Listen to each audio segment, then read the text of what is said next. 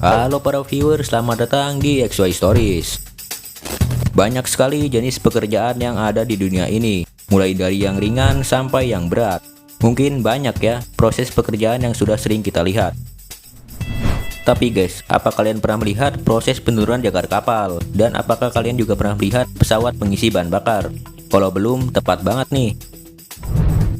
Oke, langsung aja. Inilah 5 proses pekerjaan yang jarang diketahui orang.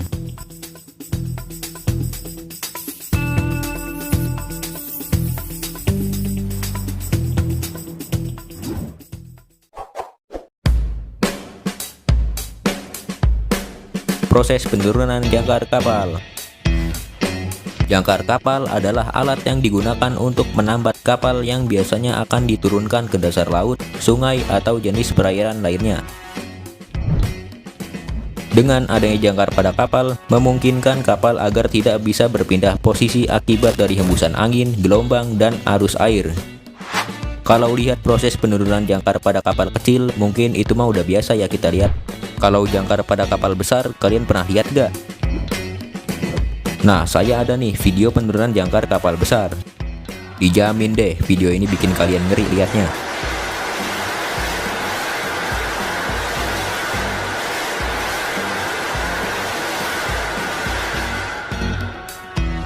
Gimana nggak ngeri? Lihat aja tuh guys, udah rantai jangkarnya gede banget, terus cepet lagi turunnya. Dan saya juga ada nih guys, satu video apes saat proses penurunan jangkar kapal besar. Oke, langsung aja kita lihat videonya. Lihat tuh guys, sampai ada apinya gitu.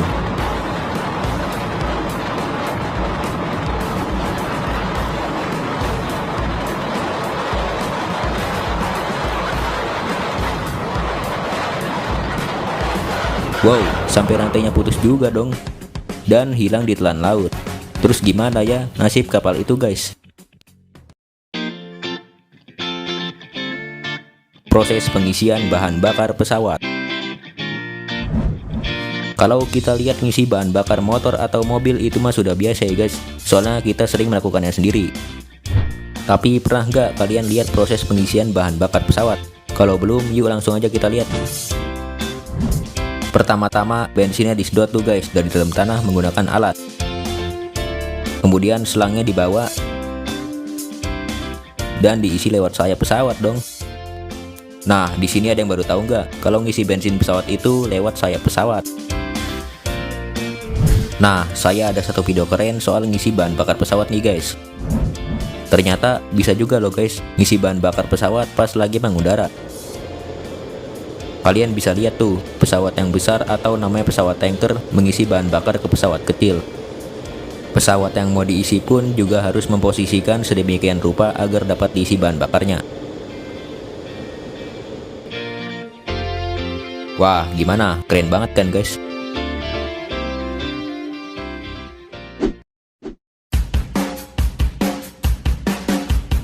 Kereta lokomotif putar balik.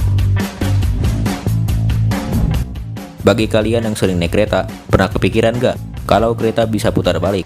Ya pastinya kalian berpikir, untuk apa kereta putar balik? Kan bisa bergerak maju mundur. Itu sih untuk kereta listrik yang nggak perlu putar balik karena punya 2 lokomotif. Beda nih sama kereta api. Ternyata kereta api perlu putar balik guys, kayak yang ditunjukin pada video satu ini. Di video ini ditunjukin tuh kalau kereta memasuki rel khusus yang namanya turntable atau meja putar untuk berputar balik. Uniknya, proses ini hanya membutuhkan tenaga manusia. Sebanyak 2-4 orang saja sudah bisa mendorong lokomotif kosong dengan berat 75 ton.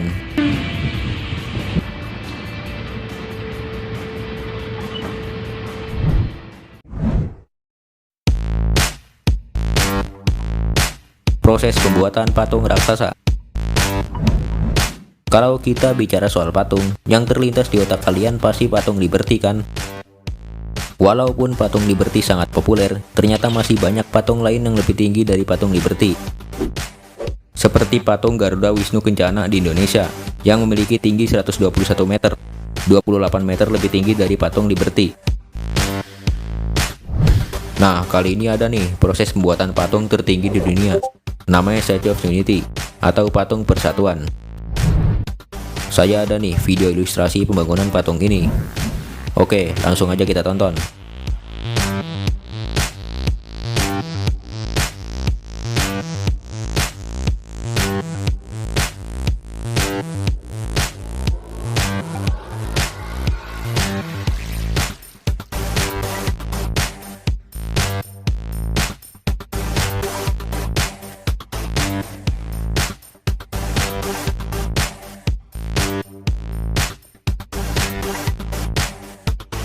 Kalau kalian ingin lihat video selengkapnya, kalian bisa kunjungi channel Statue of Unity.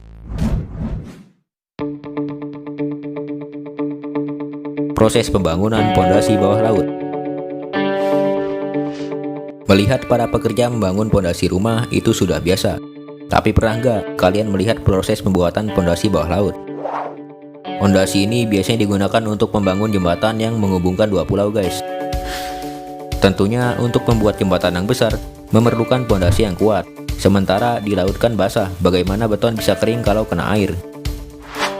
Ternyata prosesnya adalah dengan cara dikuras, guys.